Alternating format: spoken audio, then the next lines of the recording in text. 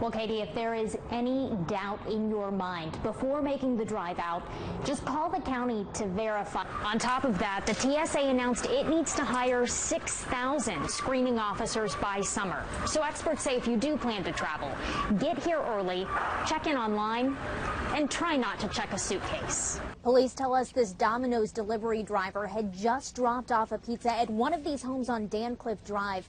But she says she didn't know anything about a pattern of abuse until Christine disappeared one March night and her body was found the next day in this field. Police say killed by that boyfriend in a murder-suicide. Absolutely, Brian. And today, Dallas County Judge Clay Jenkins said to get vaccines in more arms. He's asking for help. Starting this week, some Texans will take another step towards normalcy with the opportunity to return to the gym or to work. But when they do, things are going to look a little different than they did before. With the sound of unity and a call to action leading the way, this is what democracy looks like! Women of all backgrounds celebrated what's been won in the name of equality, knowing there's still a ways to go. Whether that's pay equity, equal pay for equal work, or fighting to make sure Black and brown women have access to health care. The 4th annual Dallas Women's March brought out more than 1,000 men, women, and children walking about 1.5 miles to Dallas City Hall. Many wearing their heart not on their sleeves, but on their signs. It was really cool to see, from ladies that were 70 years old to like little kids. There was a little girl going, "My body, my decision." A renewed call for equal pay and access to quality health care was made.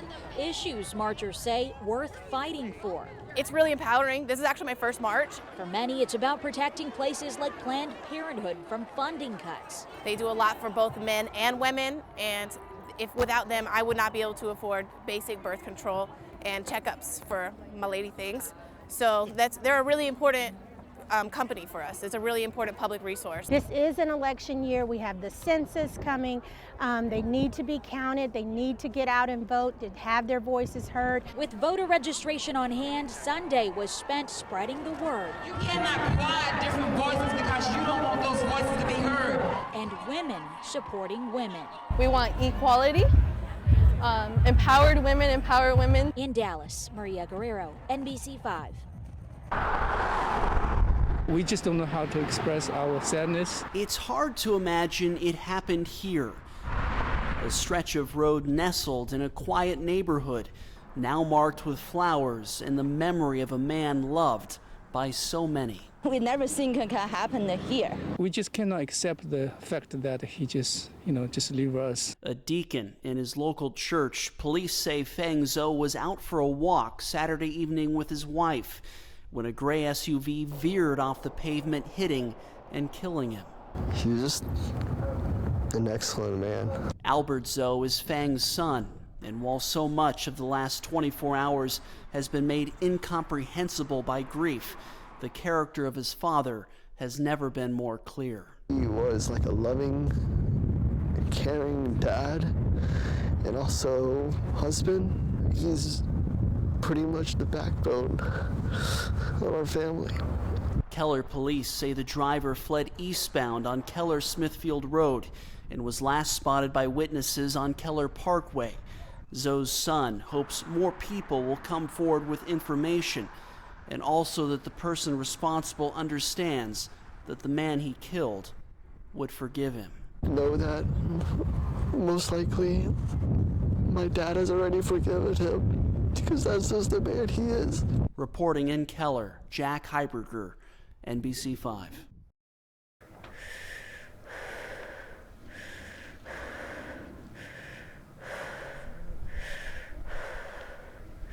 With each stride, Rena Elmer finds her strength. If there's something important to you, you have to work really hard at it to achieve it. Recharging a little more with each passing mile before the school day comes to an end. That's my time alone. After that, hey, listen, hey, kids.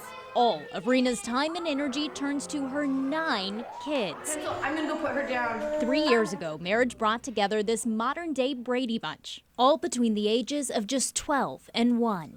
For Rena, it's a balancing act that led her to give up her first love of running track. I had just been thinking about this and praying, like, what should I do? She realized training for marathons would let her run when and where she could fit it in. A lot of these marathoners are putting in 80 to 100 miles a week. I'm putting in more like 45 to 55 miles a week.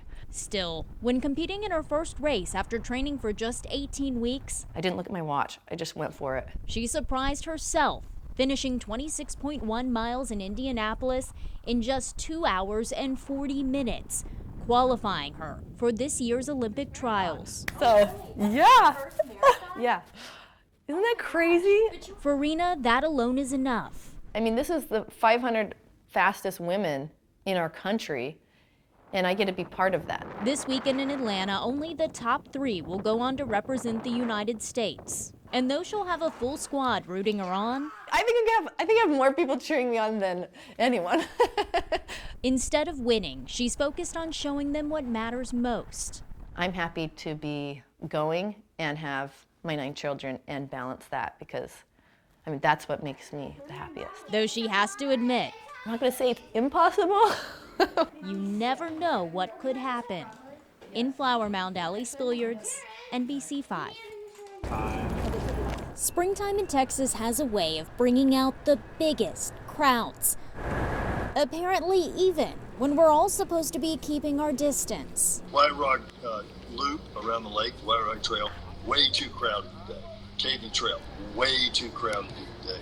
Folks, it is not safe when you're jogging by 100 people with 3-foot separation and their droplets are being breathed by you. That is not social distancing. Dallas County Judge Clay Jenkins says social distancing isn't about not going outside.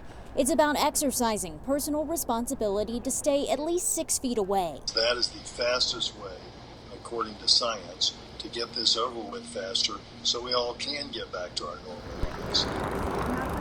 Hopefully sooner rather than later for small businesses like Beyond Studios, who did as Jenkins asked and chose sacrifice over selfishness, closing their doors even before required. Now, frustrating is probably the nicest way to say it. Owner Rumor Richardson is watching the crowds from afar as she figures out just how long she'll be able to pay employees and rent. Probably at the outset, had we all listened, we'd be closed about a month.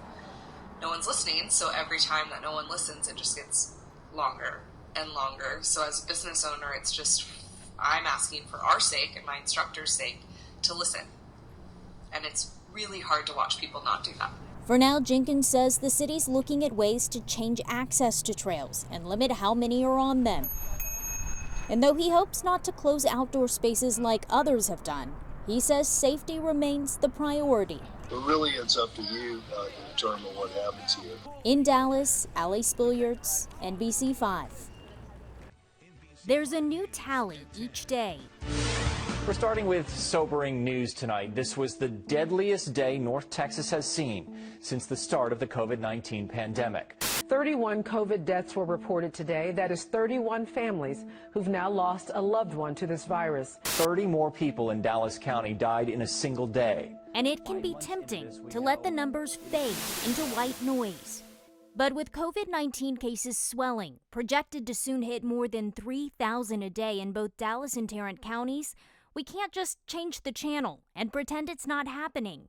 Since March, more than 21,000 Texans have died from COVID-19. By the time you're watching this, that number will have grown.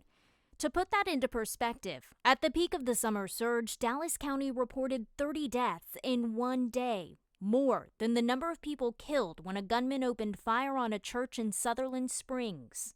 In November, more people died than in the 1985 plane crash when Delta Flight 191 went down at DFW. And throughout the pandemic, there have been more deaths here in North Texas than there were in the September 11th terrorist attacks that left our nation stunned. The point isn't to compare these things. The point is to remind you that behind all of these numbers are people. People like Robert Rhodes, who dedicated his life to teaching the next generation of lawyers at TCU. In the classroom, he just sparked this level of joy and passion. and members of law enforcement like Chester Holt, Dennis Oliver, Bronk McCoy, and Alex Arango. He had a job to do, and he went out doing it. Also among the North Texans who've died, you'll find a school bus driver, a lawyer, a popular Dallas chef. Some of them were well known to the world, while others were the world to their families. There are heroes, and you're lucky to end up being half as good as they are. And then there are those who've lost their lives in the service of others, the healthcare workers fighting this virus on the front lines. Had we been better and smarter about this and just stayed inside or wore a mask if we had to go outside, then I think she'd still be alive today. And for each one of them, you'll find spouses, children, nieces and nephews, grandkids, and friends. It does have that ripple effect. A club of sorts that no one chooses to be included in.